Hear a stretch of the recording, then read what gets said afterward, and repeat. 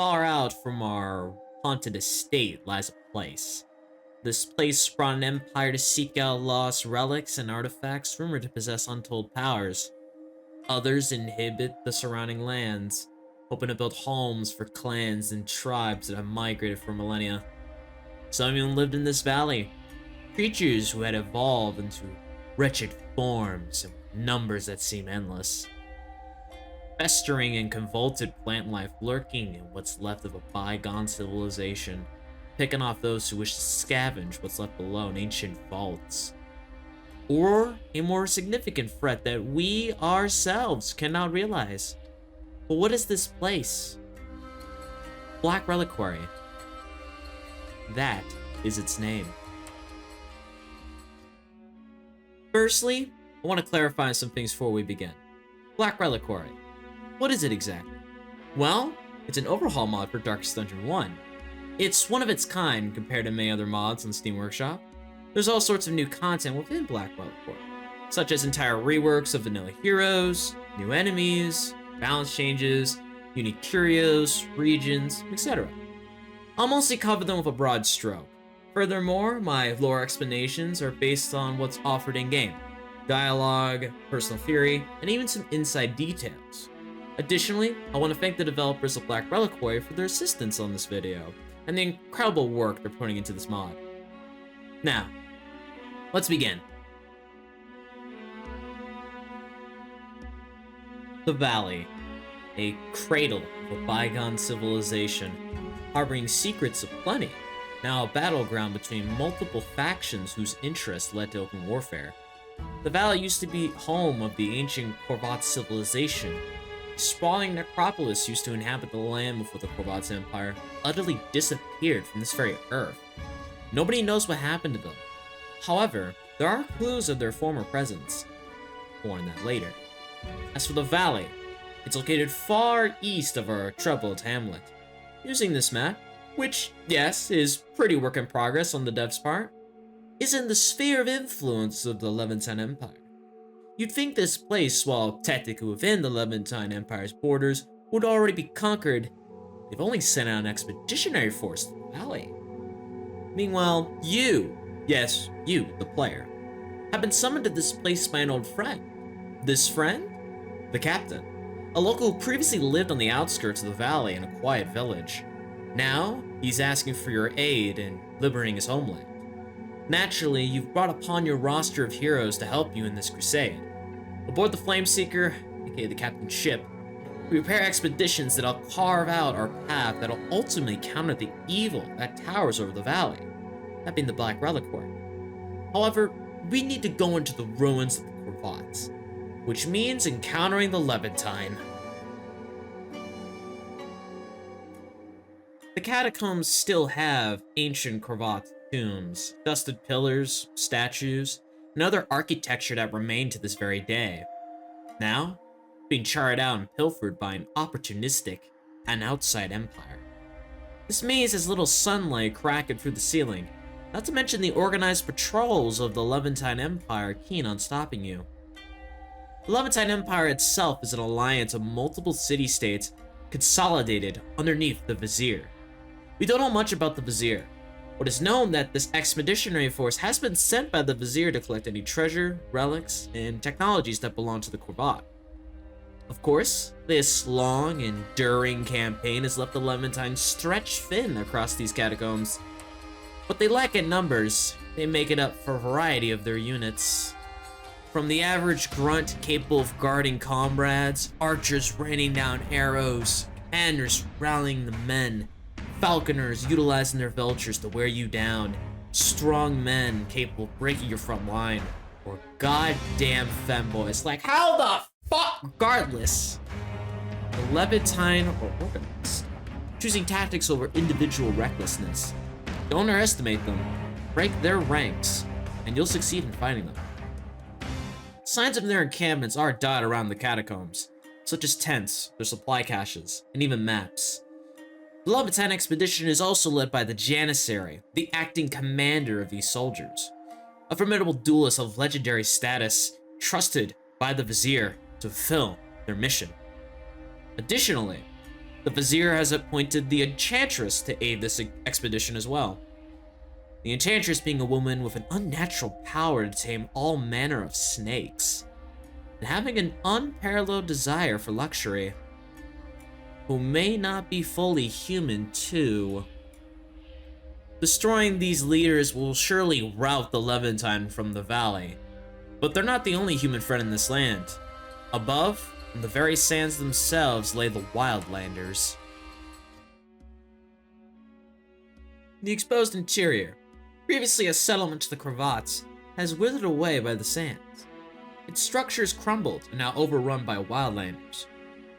It won't just be the crippling heat that'll kill your heroes in this desert, but the savages that'll fiercely defend their ancestral home. The Wildlanders, compared to the Levantine, are nomadic, their tribes constantly moving across the world. Yet, 3 distinct tribes have hunkered down here in the valley: the Warhawk tribe, Steelpath tribe, and the Ivory tribe. Each tribe is led by their respective matron, specializing in certain kinds of warfare. What is common amongst all the tribes is their strategy of rushing you down, pushing themselves over the limit if it means slaying your heroes. Reavers to call your ranks, Bombards firing grape shot upon multiple heroes, Hellions to lead the charge, Pain Wardens mending your sisters of battle, Greenhounds preying upon your marked heroes, and Corvids that'll plunder their fallen to empower themselves through stealth. Don't let these warrior women fool you with their red hair and stunning muscles. Killing off high priority targets whilst maintaining healing is a must in combat. Only then will you endure the Wildlanders' onslaught. Despite their nomadic lifestyle, the Wildlanders have influenced the region. Effigies to their silent pantheon were erected. Men who defied the matriarchy left to suffer. Cauldrons filled to the brim of an unknown stew, and even gruesome warnings to any outsiders. As for the matrons, there are 3 to note. The newly crowned Warhawk matron, who boasts an uncanny arsenal of gunpowder and contains the bloodline of giants in her veins. Her retrofitted gauntlet carries a massive cannon, able to unleash all sorts of destruction upon any challenger. Then, there's the Steelpath matron, feared by many, including her own. Her blade has killed hundreds, if not thousands, of opponents as she walks the path, questioning what the gods want from her. Many hyenas of the east, casted with armor, flock to her as well. Finally, the Ivory matron, fabled by elders of her tribe, able to not only wield Cravat's technology, but understand its inner mechanisms with ease. Such machines of the Cravats were soon adapted by her tribe to their advantage. Breaking these matrons will certainly dissuade any Wildlander staying in our way, though deep underground in the valley lies creatures who praise amber, that being troglodytes. The Caverns were a series of deep mines where thousands of slaves labored until death, only with the luckiest being sealed inside these mines to rot and devolve well beyond their humanity, forgotten by the Cravat's Empire. These descendants of those slaves happen to be the troglodytes infesting this place today. Be wary how deep you go, for the troglodytes will swarm you with their infinite numbers. Within these mines lies a precious resource found across the whole valley: amber. In its current state, it's extremely harmful and unstable. However, when you refine it, its capabilities are endless. Many things can be crafted with this refined amber, like weapons, gear, and even weed. In addition to this mine containing plenty of amber, it comes with many troglodytes as well. The troglodytes completely lack any centralized authority like the Wildlanders or Levantine, purely animalistic in their actions. Nevertheless, they've repeatedly burrowed all over the valley to seek out victims to their horrid rituals, and creating new monstrosities for surface dwellers to contend with. Beasts of nature like lurkers ambushing you, Predatorosis spewing blight and unfathomable cries, cultivators summoning amber for the fallen, hunters acting as bulwarks, various swarms that'll overwhelm you, and... Wait, hang on, who's this guy? Let me just... Anyways, it'll be best to rapidly gain dominance and wipe out these pests before they can reinforce during combat. Don't suffer from amber blight and overconfidence, and then you'll see another day. The Caverns are the troglodytes' territory, Multiple tunnel systems run through the tiny dwellings that dot around the area.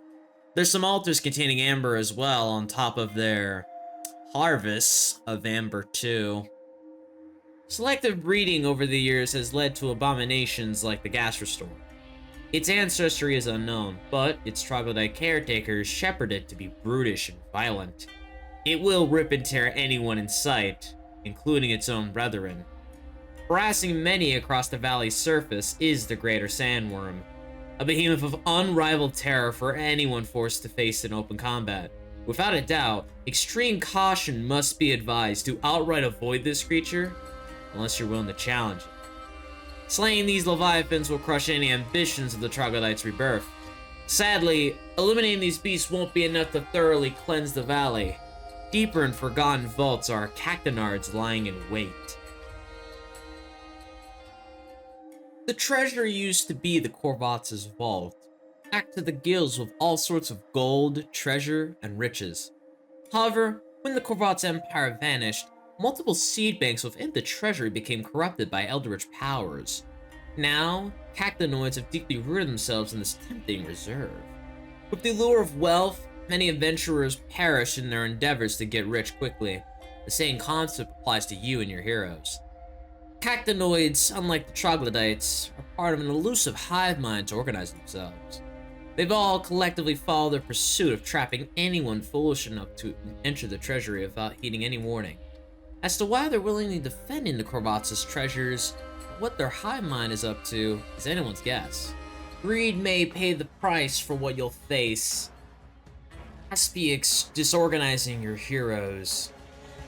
Arcanoids countering your blight. Necrobiles assaulting your back line. Berterophiles shuffling your heroes around. And duplicates mimicking familiar faces.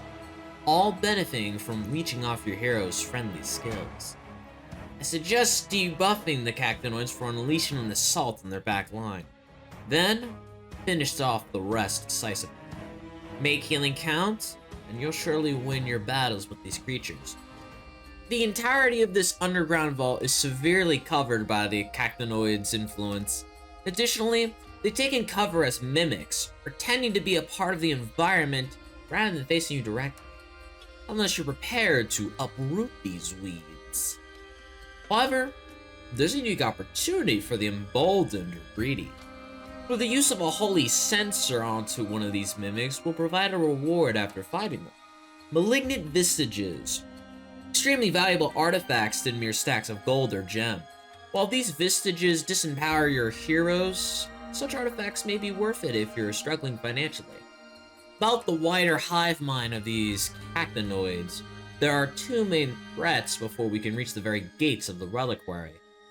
The Alrune seems to guide some of the cactonoids within its flock. Moreover, it lures in many unfortunate and down bad souls into the Treasury. They take on the form of 3 lovely humans, but don't be distracted by such an illusion. Its companions will no doubt ensnare your heroes into its grasp. Further into this thicket is the nucleic core, which seems to be the sole directive for the cactonoid hive mind, ever-changing and expanding its domain through a spiky greenery. Purging these eldritch creatures will no doubt free not only a hoard of money, but grant us passage into the Reliquary itself. With all of these regions explored of any major challengers, it's safe to say we'd have what it takes to liberate the valley once and for all. Nevertheless, there's technically other groups running amongst all the regions I've covered. It would be best to remember them.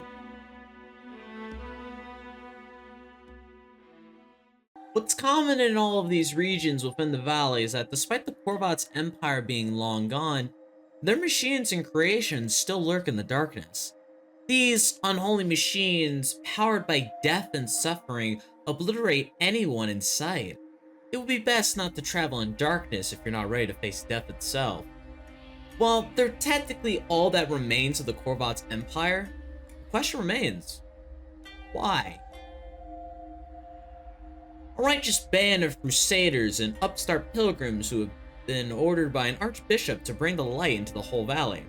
Their exact goal is cloudy at best. Their numbers have been on the decline as well. Wandering with a high amount of torchlight will eventually invite conflict with these zealots.